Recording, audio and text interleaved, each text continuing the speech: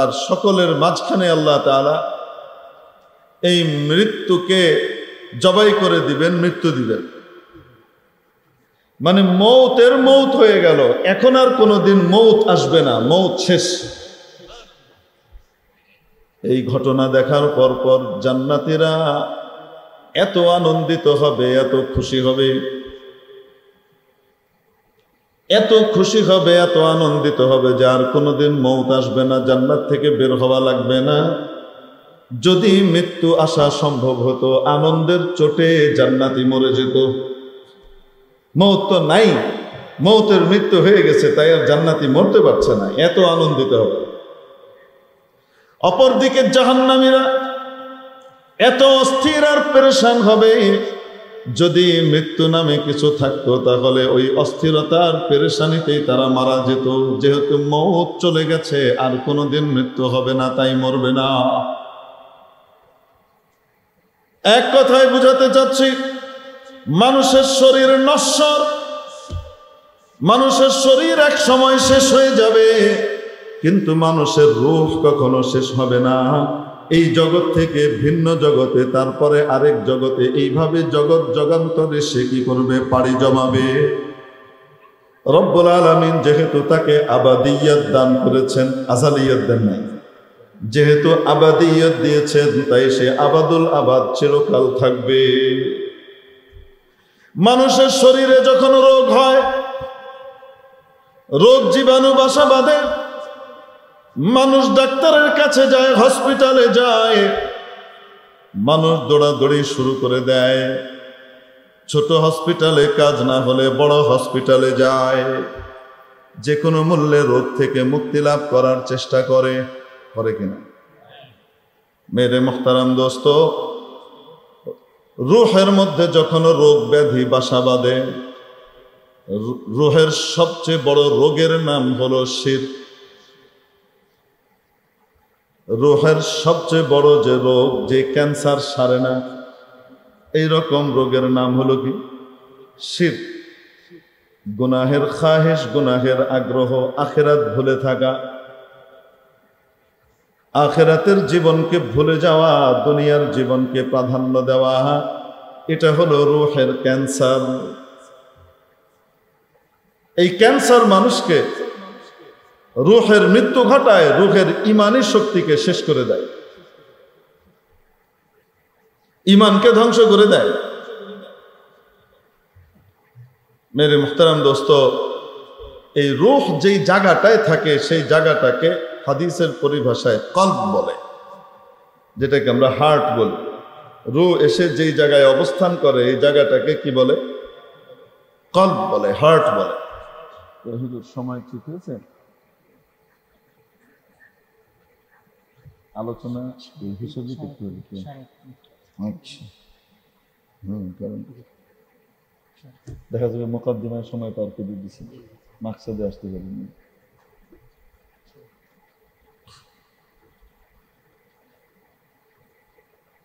দুনিয়ার যে হসপিটাল আছে, এই হসপিটালগুলোর মধ্যে চিকিৎসা দেয় কারা? দুই ধরনের মানুষ,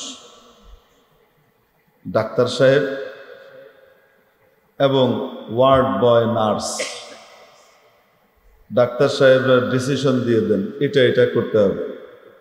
ওয়ার্ড বয়, নার্স যারা আছে, সেটাকে তারা এক্সিকিউট করে, বাস্তবায়িত করে, ইমপ্লিমেন্ট করে।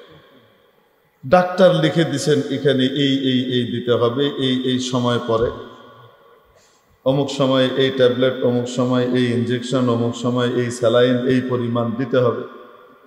ওয়ার্ড বয় এবং ওখানকার যারা রোগীর তত্ত্বাবধানে থাকেন, মুমাররিদ এবং মুমাররিদা, নার্স, ওয়ার্ড বয়, এনারা কি করেন? এগুলাকে বাস্তবায়ন করেন, ইমপ্লিমেন্ট করেন।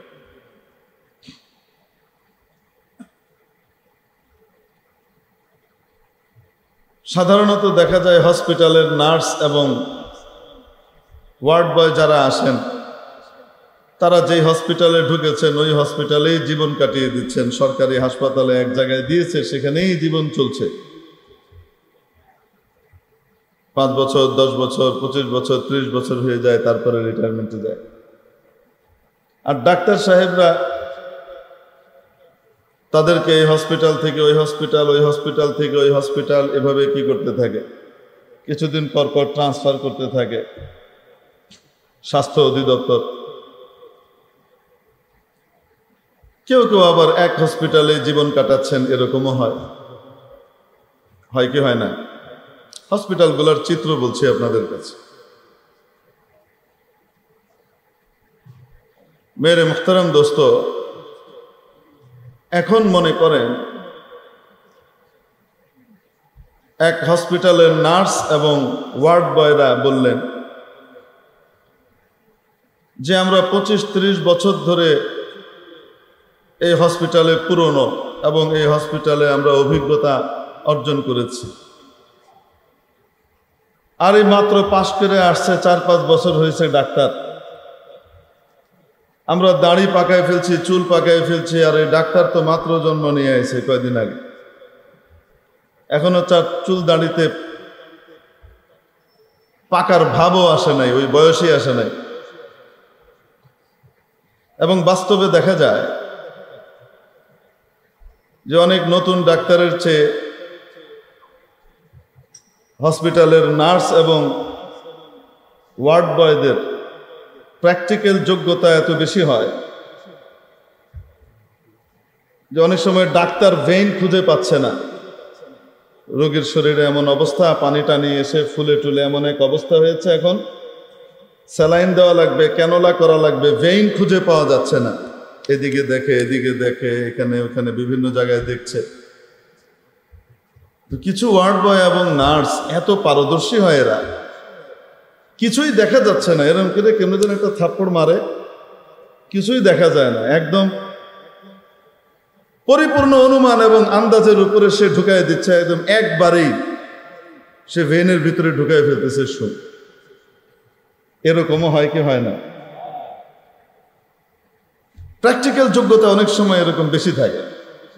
এখন যদি ওয়ার্ড বয় আর নার্স তারা সবাই মিলে বলতে থাকে যে মনে করেন কোনো হসপিটালে এই ডাক্তারদের উৎপাত আর সহ্য হচ্ছে না, খালি ধমক মারে, খালি এই করে, একবার এটা করতে কয়, একবার এটা করতে কয়, সকালে এক ডিসিশন দেয়, বিকালে আরেক ডিসিশন দেয়, সন্ধ্যায় একটা কয় তো সকালে আবার এসে বলে যে না এই ওষুধ না, আরেক ওষুধ চেঞ্জ করে দেয়, সিস্টেম পরিবর্তন করে। এই সমস্ত ডাক্তার আর আমাদের লাগবে না, চ্যাংড়া ডাক্তার বাদ, এখন থেকে আমরাই হাসপাতাল চালাবো। এখন যদি কোনো হসপিটালের ওয়ার্ড বয় এবং নার্সরা সিদ্ধান্ত নিয়ে তারা হসপিটাল চালানো শুরু করে, ডাক্তারকে বাইপাস করে, মাইনাস করে, এই হসপিটালের মাধ্যমে রোগীর সুস্থতা আসবে, 2-4টা সুস্থতা তো আসবে, এতে কোনো সন্দেহ নাই, কিছু তো হবে। কিন্তু বাস্তবে কি সুস্থতার হার বাড়বে না অসুস্থতার হার বাড়বে? কারণ যতই অভিজ্ঞ হোক না কেন, প্রেসক্রিপশন দেওয়ার ক্ষমতা আর অথরিটি নার্স বা ওয়ার্ড বয়ের নাই, এটা আছে কার? ডাক্তারের। তার অনেক পুরনো হওয়া লাগবে না, সে নতুন হইলেও চলবে। এই ডাক্তার MBBS পাশ করে এসেছে, মাত্র 2 বছর হয়েছে, আর আরেকজন ওয়ার্ড বয় আর নার্সের কাজ করতেছে 25 বছর হয়েছে। দুইজনের মধ্যে জ্ঞানগত পার্থক্য আছে না নাই? এই নার্স এবং ওয়ার্ড বয়ের চিকিৎসা পদ্ধতি দিয়ে তখন রোগ মুক্তি ঘটবে যখন সে ডাক্তারের তত্ত্বাবধানে থাকবে। আর যখনই ডাক্তারের তত্ত্বাবধান থেকে নিজেকে দূরে সরিয়ে নেবে, তখন কিন্তু সে নিজেও ঝামেলায় পড়বে, অন্যকেও ঝামেলায় ফেলবে। অবাস্তব না বাস্তব? এটা হলো শারীরিক চিকিৎসা এবং হসপিটালগুলোর অবস্থা। দেশের মধ্যে হসপিটাল একটাই থাকে না, বহু রকমের থাকে। একই টাইপের থাকে না, বিভিন্ন টাইপের থাকে। কোনোটা খুব হাইফাই, কি আপনাদের দেশে আছে না, মানে বিনা ফিতে মরার যে জায়গাগুলা, কিছু আছে তো আল্লাহ তাআলা মৌত লিখে রাখছেন আমাদের সকলেরই কপালে যথাযথভাবে, নাকি লেখেন নাই? লিখছেন তো। তো কিছু হসপিটাল আছে যেখানে ভর্তি হলে, মারা গেলে আজরাইল আলাইহিস সালামের ফি পরিশোধ করা লাগে না। মৃত্যুর জন্য আজরাইল আলাইহিস সালাম তাশরীফ আনেন, মালাকুল মউত আসেন, এসে তারপরে রূহ কবজ করেন, তাই না? এত বড় জলিলুল কদর ফেরেশতা আসেন, যান, ওনার একটা কনভিন্সের ব্যাপার আছে না? ওনার একটা রাহা খরচা এবং পথ খরচের ব্যাপার সেবার আছে না? আল্লাহ তাআলা তো এটা মওকুফ করে দিয়েছেন, মাফ করে দিয়েছেন যে মৃত্যুর জন্য কাউরে টাকা দেওয়া লাগবে না। কিন্তু কিছু ডিপার্টমেন্ট খোলা আছে আমাদের বাংলাদেশে এবং পৃথিবীতে, যেখানে মৃত্যু অর্জন করবার জন্য বিরাট পরিমাণ টাকা পয়সা পে করে, বুঝতে পারছেন, আজরাইল আলাইহিস সালামের আসা যাওয়ার ফি তাদের ওখানে জমা দিয়ে তারপরে মরা লাগে। এগুলির নাম হলো স্কয়ার, ইউনাইটেড, অ্যাপোলো, এটসেট্রা ইত্যাদি যেগুলি আছে, এগুলি হলো আজরাইল আলাইহিস সালামের ফি পরিশোধ করার জায়গা।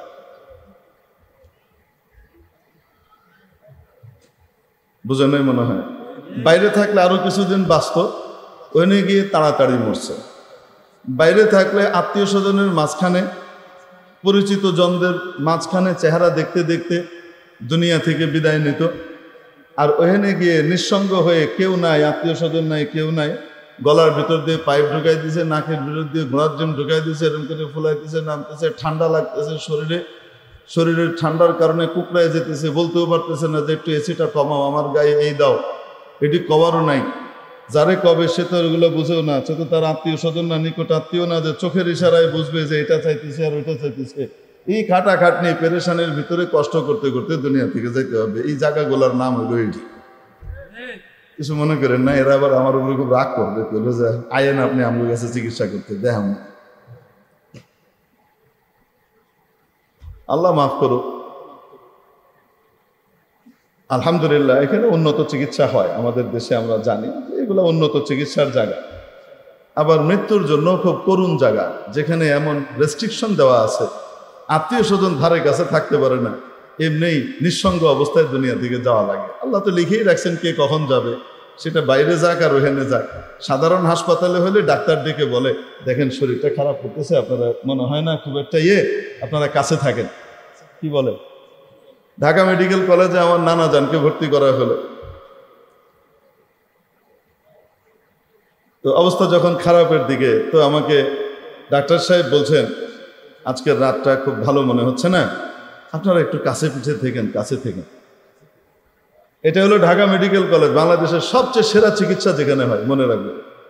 গোটা বাংলাদেশের সবচেয়ে সেরা চিকিৎসা হয় কোথায়? সবচেয়ে সেরা চিকিৎসকরা থাকে কোথায়? ঢাকা মেডিকেল কলেজে। বাস্তবে একদম সেরা সেরা ছাত্র যারা হয় তাদেরকে ওইখানে নিয়োগ দেওয়া হয় প্রথমে, যে ঢাকা মেডিকেলে তারা কি করবে, ইন্টার্নশিপ করবে, এখানে পড়ালেখা করবে, এখানে করা শুরু করবে। তবে মুশকিল হলো ওই যে একটু যোগাযোগ যদি না থাকে কোনো বিশেষ ডাক্তারের সাথে, আর উপরের না থাকে, তাহলে আপনি মহাসেবা থেকে, এত ভালো হসপিটাল হওয়া সত্ত্বেও আপনি বঞ্চিত হবেন, আপনার খবর নেওয়া কেউ থাকবে না। এই জন্য এখানে মানুষ যাবে চায়। তাহলে সবচেয়ে ভালো চিকিৎসা হয় কোথায়? সরকারি হসপিটালগুলোতে। ভালো ভালো ডাক্তাররা কিন্তু এখানে থাকে। যাই হোক, তো হসপিটালও বিভিন্ন রকমের আছে না নাই, ফাঁকের কথা এসে পেয়ে দিলাম আর কি। অফ দ্য রেকর্ড এগুলো আবার তোমরা কি করো না, প্রচার করো না। এই যে যারা রেকর্ড করতেছে না, এই ফাঁকের এটি প্রচার করো না খামাখা। আমাদের বোঝার জন্য বললাম। আমরা কিছু হইলে দৌড় মেরে ওখানে লাইন লাগাই না, এই লাইন ফাইন লাগানোর পরিবর্তে আপনাদের আশপাশে যে ভালো ভালো ডাক্তাররা আছেন, এনাদের কাছে যায়েন, তো আপনাদের ভালো কি করে দিবে, ফয়সালা দিতে পারবে। ইকুইপমেন্ট না থাকলে কোথায় গেলে কাজ হবে সেটার ব্যবস্থা করে দিতে পারবে। মৌত আর হায়াত এ সমস্ত হসপিটালের হাতে না। মৌত আর হায়াত কার হাতে? আল্লাহর হাতে। যখন নেওয়ার উনি এমনি নিয়ে যাবেন, যখন রাখার উনি এমনিই রাখবেন। বলে কেউ নিবার চাইলেও নিতে পারবে। মেরে মুহতারাম দোস্ত, তো বলছিলাম হসপিটালের ভিতরে তারতম্য আছে। যেমনিভাবে আপনার অ্যালোপ্যাথিক হসপিটাল আছে, ওরকম আবার হোমিওপ্যাথিক হসপিটালও আছে। তো হুজুর হোমিওপ্যাথিক হসপিটালের কথাতে প্রথম শুনলাম। আছে যে গুলিস্তানের কাছে ওয়ারির এদিকে homeopathic medical college and hospital আছে, ওইখানে ভালো ট্রিটমেন্ট হয়, চিকিৎসা আছে। এমনিভাবে আয়ুর্বেদিক হসপিটালও আছে, আছে না নাই? হেকিমি হসপিটালও আছে। বিভিন্ন টাইপের হসপিটাল আছে, বিভিন্ন টাইপের ট্রিটমেন্টের ব্যবস্থা আছে, আবার একই টাইপের ট্রিটমেন্ট ব্যবস্থার ভিতরে অনেক হসপিটাল আছে। যখন মানুষের শরীরে রোগ হয়, মানুষ তখন ওই সমস্ত হসপিটালে যায় আর রোগ ছাড়ায়, ছোটটাতে না হলে বড়টাতে যায়, এটা মানুষের স্বভাব। ঠিক তেমনিভাবে মানুষের রূহ এবং আত্মারও রোগ হয়। এই আত্মা এবং রূহ বসবাস করে মানুষের হার্টের মধ্যে, কলবের মধ্যে। রাসূল পাক সাল্লাল্লাহু আলাইহি ওয়াসাল্লাম, সহিহ বুখারী মুসলিমের হাদিস, হযরত নুমান ইবনে বাশীর রাদিয়াল্লাহু তাআলা আনহুর বর্ণনা, নবী পাক আলাইহিস সালাতু ওয়াস সালাম বলেন, শুনে রাখো, মানুষের শরীরে ছোট্ট একটা গোশতের টুকরা আছে, ছোট্ট একটা টুকরা আছে। মুদগা বলা হয় এমন টুকরাকে যেই টুকরা মুখে দিয়ে চাবানো যায়, এতটা ছোট আকৃতি, এতটা ছোট, যেই আকৃতির গোশতকে মুখের ভিতরে ঢুকিয়ে কি করা যায়? চাবানো। অনেক বড় টুকরা হলে কি চাবানো যায় নাকি? মুখে দেওয়া যায়। মাদগা ইয়ামদাগু মাদগান, এখান থেকে উদ্ভূত মুদগা। মানুষের শরীরে ছোট্ট একটা গোশতের টুকরা আছে। ইদা সালুহাত সালুহাল জাসাদু কুল্লুহু ওয়া ইদা ফাসাদাত ফাসাদাল জাসাদু কুল্লুহু। যদি ওই টুকরোটা ভালো হয়ে যায়, গোটা শরীর ভালো হয়ে যায়। এখন আর ডাকাতি করে না, চুরি করে না, এখন আর মিথ্যা কথা বলে না, কারো ক্ষতি করে না, কারো হক নষ্ট করে না শরীরটা। কেন? ওইটা ভালো হয়ে গেছে।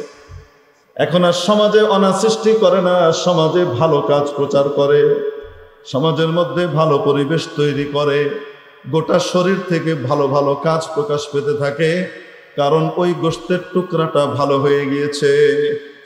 ওয়া ইযা ফাসাদাত, নবীজি বলেন, আর যদি ওই টুকরাটা নষ্ট হয়ে যায়, পচে যায়, ফাসাদাল জাসাদু কুল্লুহু, গোটা শরীরের মধ্যে পচন ধরে, আচার আচরণ নষ্ট হয়ে যায়, অন্যের হক নষ্ট করে, অন্যের জমি দখল করে, অন্যকে মুখ দিয়ে কষ্ট দেয়, হাত দিয়ে কষ্ট দেয়, সমাজে অনাসৃষ্টি তৈরি করে, চুরি ডাকাতি লুটপাটের সিস্টেম তৈরি করে, দেশের টাকা লোপাট করে বিদেশে পাচারের ধান্দা করে। কেন হয়েছে সব সমস্যা? কারণ অন্তর, ওই যে গোশতের টুকরা, ওটা নষ্ট হয়ে গিয়েছে। নবীজি সাল্লাল্লাহু আলাইহি ওয়াসাল্লাম ইরশাদ করেন, আলা ওয়াহিয়াল কলব, ওই টুকরাটার নাম হলো কলব। ওই টুকরাটা হলো কলব, যেটাকে তোমরা হার্ট বলো, ওইটা হলো ওই টুকরা। ওইটা ভালো, শরীর ভালো, ওটা নষ্ট, পুরা শরীর নষ্ট হবে। অর্থাৎ শরীর থেকে ভালো কাজ প্রকাশ পাবে না, পচা কাজ আর মন্দ কাজ প্রকাশ পাবে। এই গোশতের টুকরাটার ভিতরেই অবস্থান করে হলো রূহ। এই রূহের যে চিকিৎসক, এই রূহের যখন রোগ হয়, এই রোগ হইলে এই রূহের রোগ সারাবার জন্য হসপিটালের দরকার আছে না নাই? বলেন না কেন? রোগের মধ্যে যখন রোগ হয়, তখন এই রোগ সারাবার জন্য হসপিটাল লাগে কি লাগে না? রোগের ভিতরে যে রোগ হয়, কেমন রোগ হয়? ইমানি রোগ। ইমান হলো সুস্থতা, আর এই সুস্থতার ভিতরে যখন রোগ এসে ঢুকে, ইমানের ভিতরে যখন রোগ তৈরি হয়, এই রোগ সারানোর যে হসপিটালগুলা, এই হসপিটালগুলার একটার নাম হলো মাদ্রাসা। এক টাইপের হসপিটালের নাম হলো খানকা, হক্কানি আল্লাহওয়ালাদের মজলিস এবং দরবার। এই রুহানি রোগ সারাবার আরেক হসপিটাল, ভ্রাম্যমান হসপিটাল। এই হসপিটালের নাম হলো এই ওয়াজ মাহফিলের যে এরিয়া, এগুলা।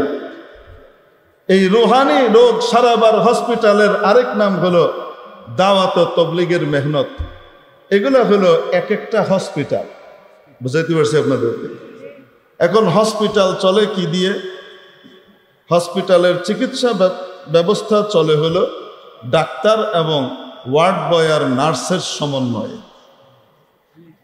আগে যে বলেছিলাম কথা মনে আছে না ভুলে গেছেন?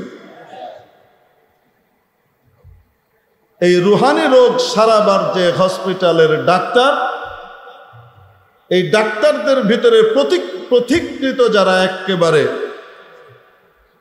যেরকম ডাক্তার আর পৃথিবীতে আসা সম্ভব না, তারা হলেন নবী রাসূল।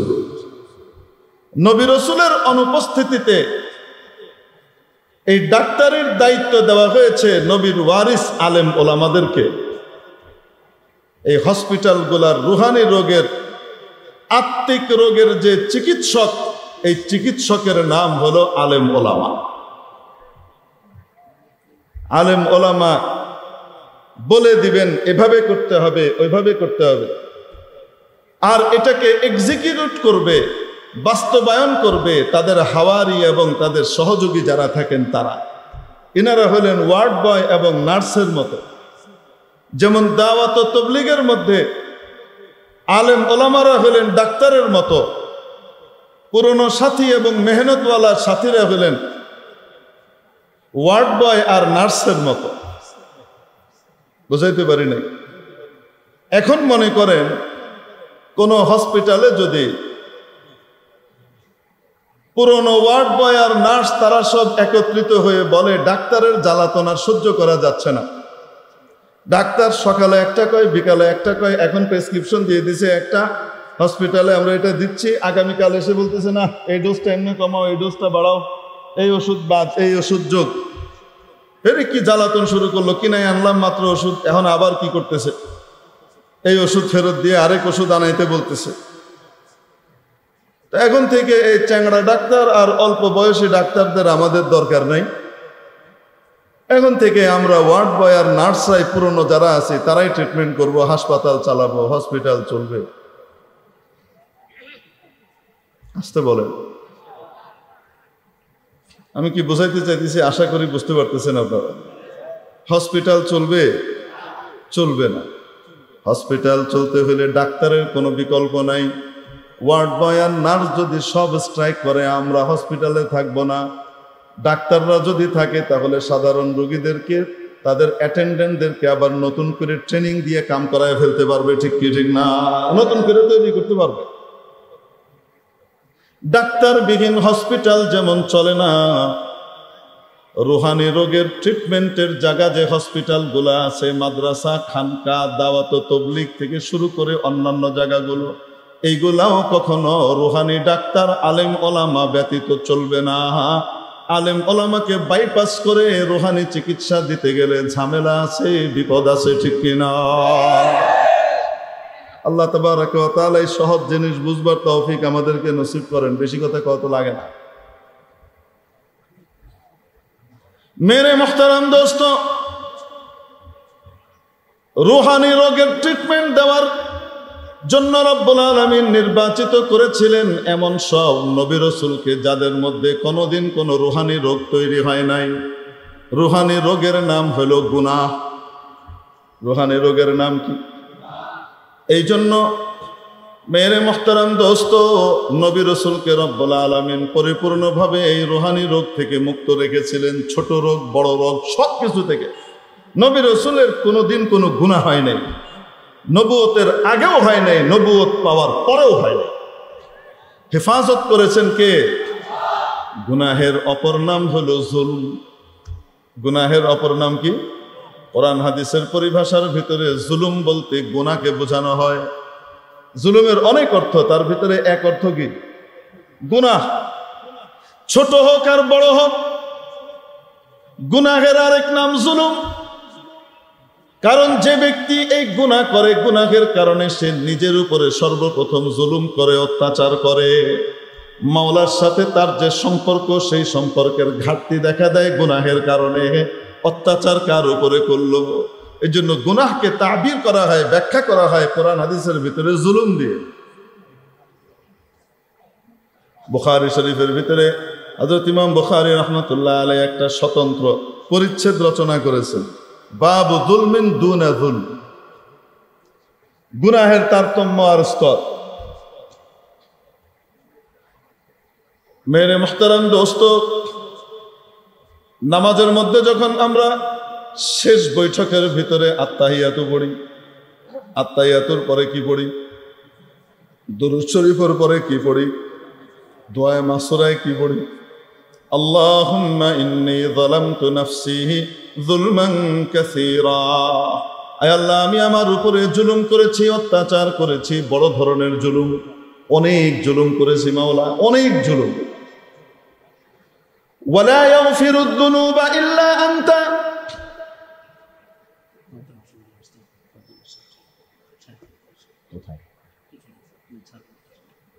এখানে আছেন? ওয়ালা ইয়াগফিরুদ যুনুবা ইল্লা আনতা। আর গুনাহকে মাফ করার মালিক আপনি ছাড়া কেউ নাই। আচ্ছা, কইল হইল জুলুম করছি, আর পরে কি বলে? গুনাহ মাফ করার মালিক আপনি ছাড়া। কওয়া তো দরকার ছিল, ইয়া আল্লাহ অনেক জুলুম করছে, ইনসাফ প্রতিষ্ঠা করার মালিক আপনি ছাড়া কেউ নাই। কন্যা কেন ইনসাফ প্রতিষ্ঠা করে দেন, তা না কেউ বলতেছে গুনাহ মাফ করার মালিক আপনি ছাড়া কেউ নাই। বোঝা গেল আগে যে জুলুম বলা হয়েছে সেই জুলুম হলো গুনাহ। আয় আল্লাহ, আমি অনেক গুনাহ করেছি, এই গুনাহগুলা মাফ করার মালিক একমাত্র কে? ইব্রাহিম আলাইহিস সালাতু ওয়াস সালামকে আল্লাহ পরীক্ষা নিলেন অনেকভাবে, অনেকগুলা পরীক্ষায় 100তে 100 না, যদি 1000 মার্ক পাওয়া যেত তো সেটা দিয়ে দিয়েছেন আল্লাহ তাআলা। আল্লাহ বলেন, ওয়া ইয বিতালা ইব্রাহিম রাব্বুহু বিকালিমাতিন ফাতাম্মাহুন। ইব্রাহিমকে পরীক্ষা নিলেন আল্লাহ তাআলা কিছু বিষয় দিয়ে, একদম 100তে 100 পাইল। 100তে 100 যে ছাত্র পায় তারে কেমন পছন্দ করে শিক্ষকরা, সে যা চায় তাই দিয়ে দেয়, ঠিক কি না? এখন আল্লাহ তাবারাক ওয়া তাআলা আবার পুরস্কার দিচ্ছেন, ভালো ছাত্রকে পুরস্কার দেন, আল্লাহ তাআলা তার বান্দাকে পুরস্কার দেন। ক্বালা ইন্নী জাইলুকা লিন-নাসি ইমামা। ও ইব্রাহিম, আমি তোমাকে গোটা মানব জাতির জন্য ইমাম বানাবো। মুফাসসিরিন কিরাম লেখেন, ইমাম মানে এখানে রাসূল এবং নবী। তোমাকে আমি সকলের নেতা বানাবো, ধর্মীয় দিক থেকে মুক্তাদা বানাবো, ইমাম বানাবো। হযরত ইব্রাহিম আলাইহিস সালাম দেখলেন আল্লাহ তাবারাক ওয়া তাআলা এখন শানে সাখার ভিতরে আছেন, দেওয়ার মুডে আছেন। চাইলো দরকার, সাথে সাথে চেয়ে ফেললেন আর বললেন, ইয়া রাব্বাল আলামিন ওয়া মিন যুররিয়াতি, আয় রাব্বাল আলামিন আমার বংশধরদেরকেও এটা দেন। শুধু আমার ইমাম বানাইবেন, নবুয়ত আর রিসালাত দিবেন, আমার বংশধরদেরকেও দিয়ে দেন, আমার বংশের ভিতরে দিয়ে দেন। আল্লাহ তাআলা বললেন, হ্যাঁ দিব, তবে যে গুনাহ করবে সে পাবে না। তার মানে কোন নবী কখনো গুনাহগার, আল্লাহ তাআলা যে শব্দটা এখানে ব্যবহার করেছেন, ক্বাল লা ইয়ানালু আহদি আয-যালিমিন, আমার এই দেওয়া নিয়ামত নবুয়তের যে চুক্তিখানা আছে এটা জালেমরা কখনো পাবে না, জালেমদেরকে দেওয়া হবে না। জালেম মানে কি? গুনাহগার, গুনাহগাররা কখনো পাবে না। তাহলে কোরআন বলে দিল নবীরা নিষ্পাপ, মাসুম। হযরত আদম আলাইহিস সালাম যখন দোয়া করেছিলেন, রব্বানা যালামনা আনফুসানা ওয়া ইল্লাম তাগফির লানা ওয়া তারহামনা লানাকুনান্না মিনাল খাসিরিন, নিজের দৃষ্টিতে যেটাকে উনি গুনাহ মনে করতেছিলেন, যদিও গুনাহ না, কিন্তু নিজেকে অপরাধী মনে করতেছিলেন, নিষ্পাপ হওয়া সত্ত্বেও এটা ভুল হয়েছে, এবং সেই ভুল আল্লাহ ইচ্ছা করে করাইছেন। অন্য হাদিসে এটার ব্যাখ্যাও আছে, এটা না বলি।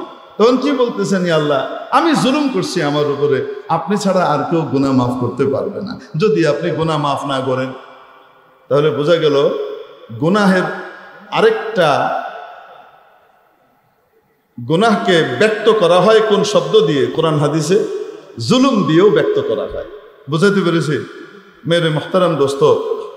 নবীরা এজন্য নিষ্পাপ, যারা গোটা মানব জাতিকে রুহানি রোগ থেকে মুক্ত করবেন, তিনি যদি রোগ আক্রান্ত হন তাহলে আরেকজনকে কি ট্রিটমেন্ট দিবে?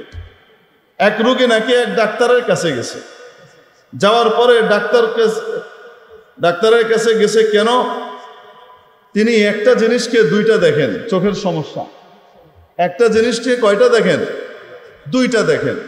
এখন রুগী গেছে, রুগীর সাথে আরেকজন ঢুকছে ডাক্তারের কাছে। কয়জন গেছে মোট? ডাক্তার কইতেছে 6 জন আসছেন কেন? একজন একজন করে আসেন। মানে রুগী তো দেহে একটারে দুইটা, ডাক্তার দেহে একটারে কয়টা? 3টা। এরম বেড়ানি ট্রিটমেন্ট করে কন্যা জ্ঞান এজন্য নবী রাসূলকে আল্লাহ পাঠিয়েছেন রুহানি রোগের চিকিৎসক হিসাবে। তাদের মধ্যেই যদি রোগ থাকে তাহলে কিভাবে তারা ট্রিটমেন্ট করবে, মানুষের আস্থা কিভাবে আসবে, ঠিক কিনা? এজন্য নবী রাসূল নিষ্পাপ।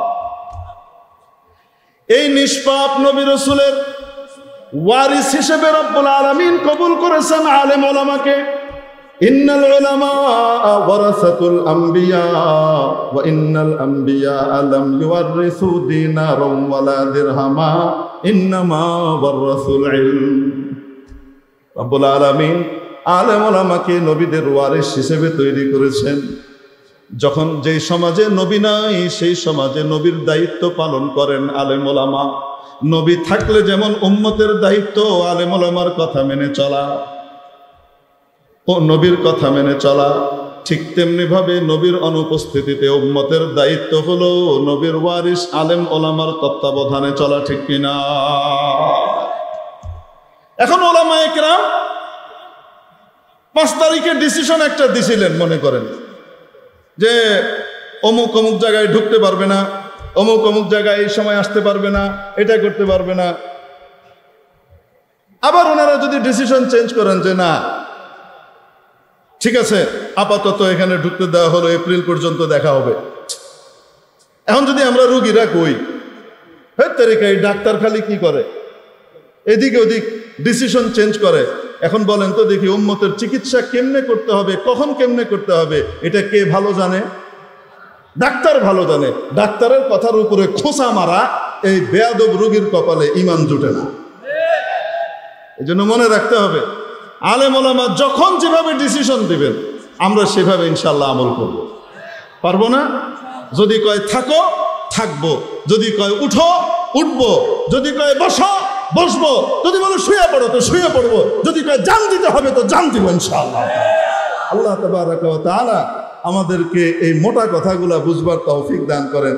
আখিরু দাওয়ানা আলহামদুলিল্লাহি রাব্বিল আলামিন। আলহামদুলিল্লাহ, আমরা এতক্ষণ পর্যন্ত অত্যন্ত গুরুত্বপূর্ণ আলোচনা শুনতেছিলাম। আমাদের আজকের দাওয়াতি মেহমান হযরত আল্লামা হযরত মাওলানা মুফতি